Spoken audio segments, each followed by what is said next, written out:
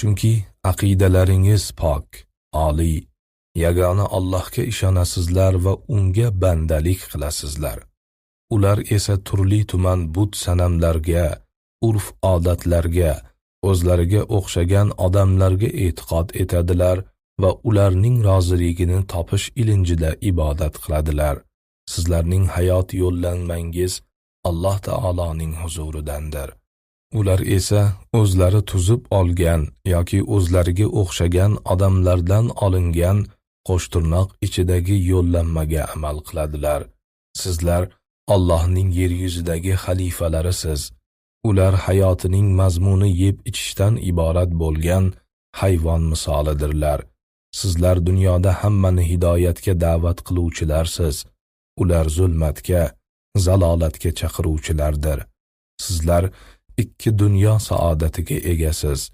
Ular ikki dunyo badbaxtligiga egadirlar. Agar sizlar haqiqiy iymonli bo'lsangiz, doimo ustunsiz. Agar siz haqiqiy mo'min bo'lsangiz, bo'shashmang va xafa bo'lmang. Tarix davomida musulmonlar haqiqiy iymonli bo'lgan chog'larida va bu haqiqatni o'zlari tushunib yetgan davrlarida doimo ustun bo'lganlar. Agarchi harbiy jihatdan kuch-quvvat bobida mag'lubiyatga uchrab turgan bo'lsalar ham, islom olami boshiga musibatlar ko'p tushgan.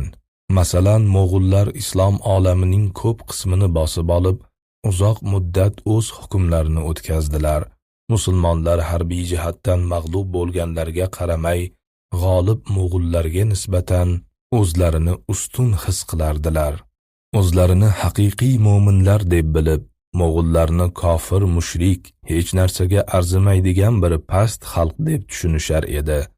Aqida, axloq, odob, insoniy muomalalar, ibodat va boshqa ko'pgina masalalarda o'zlarida ilohiy ko'rsatmalar borligi ila faxrlanishar va dushmanlariga yuqoridan qarashardi.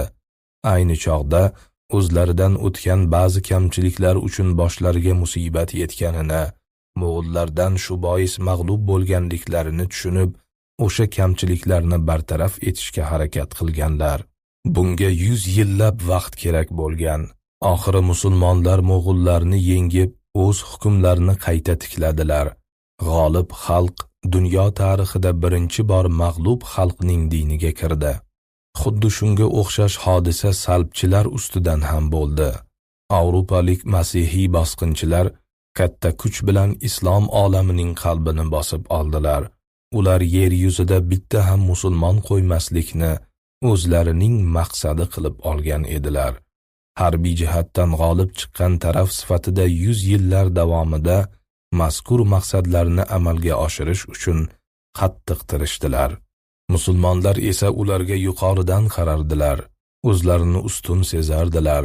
Ularga zalolatga ketgan kofirlar iymondan bebahra bechoralar deb qarardilar. Oqibatda musulmonlar o'z hukmlarini qayta tikladilar va aksincha bosqinchilarning ko'plari islomni qabul qilib musulmon bo'ldilar. Hozirgi kun musulmonlari aynan ushbu his-tuyg'uga, haqiqiy mo'minlikni va shu tufayli boshqalardan ustun ekanliklarini tushunib yetishga muhtojdirlar. Ey musulmonlar, agar haqiqiy mo'min bo'lsangiz, bo'shashmang, xafa bo'lmang, dunyoning ishi o'zi shunday.